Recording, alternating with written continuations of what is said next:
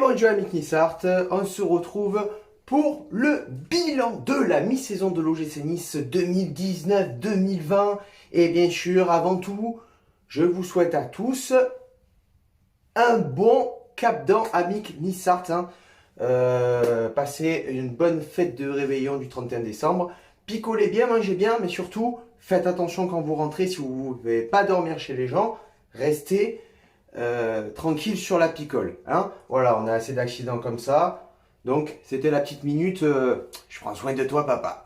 Et donc, on va commencer ce bilan de la mi-saison de l'OGC Nice avec déjà une première approche du classement des pronostiqueurs gagnants. Donc, en tout, il y a eu 24 bons pronostics sur la mi-saison. Voilà. Donc, c'est plutôt pas mal. Et le classement, je te le mets. Et il y a beaucoup d'ex-aequo. Donc, premier ex-aequo avec 3 bons pronostics sur la mi-saison. C'est Enzo.cttr et Niagara du 06. Deuxième du classement, Eladad.off et Thomas Kemar Dufort. Et troisième ex-aequo, Jadesh-06, Finality Black, mais tu as aussi d'autres personnes, tu as Selim.bsn, tu as Joanna.joya, il y en a plein, il y a beaucoup d'ex-aequo avec un seul prono gagnant. Pour le deuxième, c'était 2 pronos gagnants. Voilà, ça c'était le classement des pronostics gagnants. Et maintenant, on va passer très rapidement, on va faire un petit comparatif par rapport à l'année dernière sur les buts marqués cette saison. Et je vais te mettre ici tout le descriptif. Voilà, donc tu peux le voir.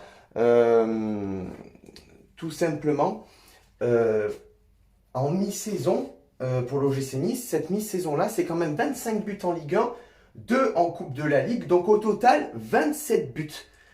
Contre, si tu regardes bien l'année dernière, sur toute la saison totale en finalité, on est à 29 buts. Et en Ligue 1, 1 en Coupe de France et 3 en Coupe de la Ligue. Ce qui fait en tout 33 buts sur l'année. Donc, c'est plutôt pas mal. Au niveau offensif, il y a quand même un gros effort. Il y a un gros effort.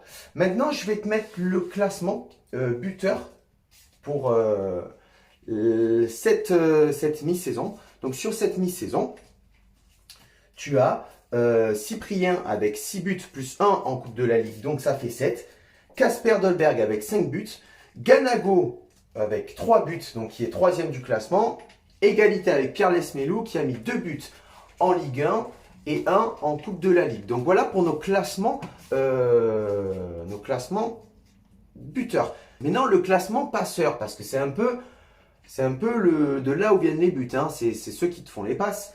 Et donc sur le classement passeur, on a quand même Pierre Lesmelou premier avec 4 passes décisives. Cyprien, 2 passes décisives en championnat et 1 en Coupe de la Ligue. Et Lusamba, 3e avec 2 passes décisives. Pierre Lesmelou quand même, premier du classement, très critiqué. Mais ça, on va y venir. On va y venir très rapidement parce que maintenant, je vais te poser... on a fait un petit comparatif avec l'année dernière. Moi, je vais te dire maintenant ce que je pense de la mi-saison de l'OGC Nice. Mais moi, je trouve que c'est une mi-saison qui est très mitigée.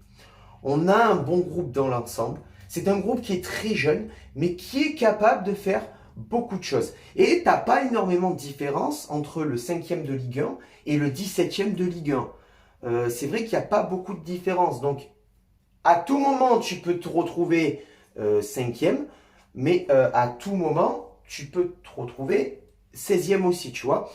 Le classement de l'OGC Nice, je te le mets là, on est 10e avec 27 points. L'année dernière, au même moment, on était 10e aussi avec 26 points. Donc on est un peu pareil que l'année dernière. On est un peu pareil que l'année dernière. Il n'y a pas d'évolution. Donc c'est bon, oui. Pourquoi? Parce que on reste pareil, c'est pas pire, mais c'est pas mieux. Donc oui, c'est bon. On est dans le, on va dire, on est dans le même schéma que l'année dernière. Mais là où c'est pas bon, c'est que l'année dernière, on n'avait pas de recrues, on n'avait pas d'attaquants, on n'avait rien. Là, cette année, on a fait des recrues très très rapides. Mais bon, on a recruté des attaquants, on a recruté un milieu de terrain, même 2 milieux de terrain, on a recruté un défenseur. On a fait des recrues.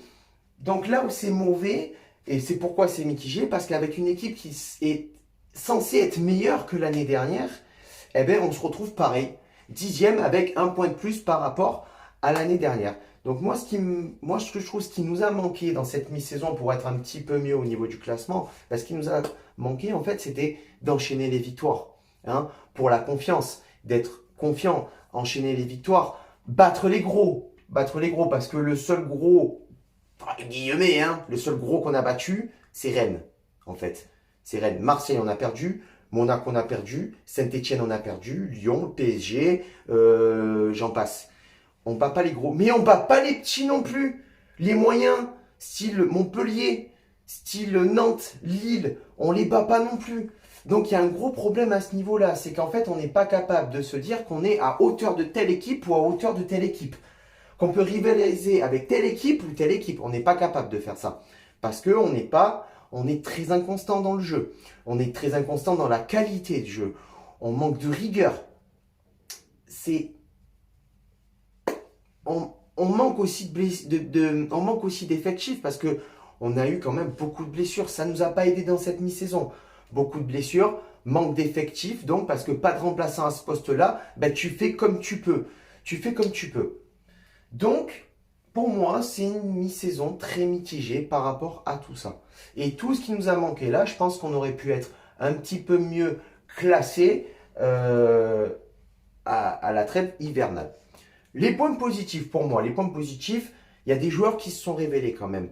Boudaoui, Ensoki, Casper, Lussamba. Tu as des joueurs qui retrouvent leur niveau. Pierre Lesmelou, longtemps critiqué, meilleur passeur décisif de l'équipe. Il mouille le maillot à chaque match. Il a mis des superbes buts. Il est critiqué, mais il répond toujours présent. Donc moi, Pierre Lesmelou, je trouve qu'il retrouve son bon niveau. Cyprien, pareil, meilleur buteur du championnat, enfin de l'équipe. Donc c'est plutôt pas mal. Après, il y a des joueurs qui peuvent exploser. Casper Dolberg, il peut exploser. Alexis Claude Maurice aussi peuvent exploser. Attal, qui est un petit peu moins bon cette année que l'année dernière, mais qui peut exploser encore. Hein. Et tout ce truc-là, si tu mélanges bien la sauce, eh ben, la mayonnaise, à un moment donné, elle va prendre. Elle va prendre, papa. Et pour moi, les tops dans cette mi-saison, tu as Benitez. Bien évidemment, le Rock. Sans lui, on ne serait pas 10e. Cyprien, Pierre Lesmelou, pour moi, ça fait partie des tops de l'équipe de cette mi-saison. Parce qu'ils ont bien confirmé leur niveau. Et bien sûr, Benitez reste le numéro 1 pour moi cette mi-saison. À confirmer Casper Dolberg, bien évidemment, qui s'acclimate. Donc, on ne peut pas trop encore dire ce qu'il vaut. Boudaoui, qui a fait 2 titularisations. 2 très bonnes titularisations. Ensoki, qui fait des bonnes entrées, qui fait des bonnes titularisations aussi. Alexis Claude Maurice, qui doit aussi confirmer parce qu'il est bon. Il a une bonne qualité de jeu, mais il doit encore confirmer parce qu'il n'est pas encore au top niveau. Hein. Et pour moi, les flops, Malang Sarr, on prend trop de buts à cause de lui. Trop d'erreurs, trop de déchets techniques de la part de Malang Sarr. C'est pas le Malang Sarr de l'année dernière qui était un top. Adam Ounas, alors un peu, je veux dire, flop pour moi, un peu à contrariété, tu vois, un peu contrarié de dire ça parce qu'il a eu beaucoup de blessures aussi. Et aussi, bien sûr, Patrick Vieira qui fait pas l'affaire dans cette mi-saison. Il s'est battu avec les armes qu'il avait. Il en avait plus que l'année dernière, mais j'ai l'impression qu'il n'y arrive plus et qu'il est un peu dans l'impasse en ce moment. Donc, conclusion de ce bilan de l'OGC Nice, c'est un groupe qui a peiné à se développer. Mais, dans le fond, un groupe qui n'a rien lâché,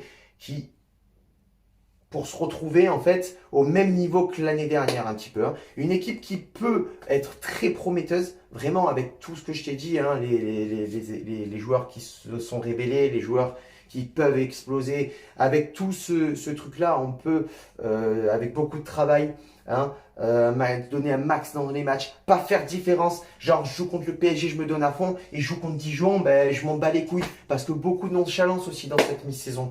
Hein, voilà. Et je pense qu'on peut espérer, peut-être pas l'Europe cette année, hein, mais un petit peu mieux que l'année dernière, être 6e, ça serait pas mal déjà. Voilà, amis de Nissart, sur ce, passez une bonne fin d'année, un bon début d'année, et on se retrouve en Coupe de France face à Fréjus, Chaviva, La Bayetta et Issa Nissa.